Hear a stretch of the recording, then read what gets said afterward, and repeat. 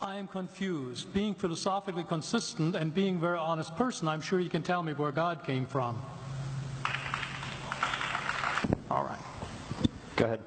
All right, your question, where did God come from, assumes that you're thinking of the wrong, obviously it displays that you're thinking of the wrong God, because the God of the Bible is not affected by time, space, or matter. If he's affected by time, space, or matter, he's not God. Time, space, and matter is what we call a continuum. All of them have to come into existence at the same instant, because if there were matter but no space, where would you put it? If there were matter and space but no time, when would you put it? You cannot have time, space, or matter independently. They have to come into existence simultaneously. The Bible answers that in 10 words. In the beginning, there's time. God created the heaven, there's space, and the earth, there's matter.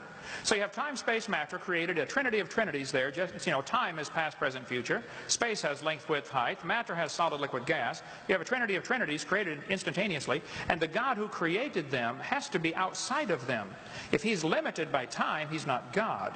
The guy who created this computer is not in the computer. He's not running around in there changing the numbers on the screen, okay?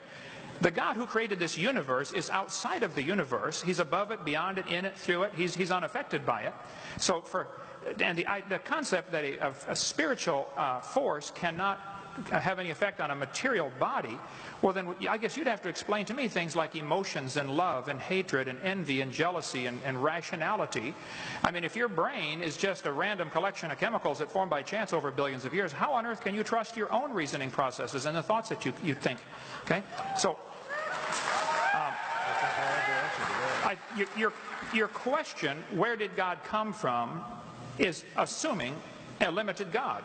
And that's your problem. The God that I worship is not limited by time, space, or matter.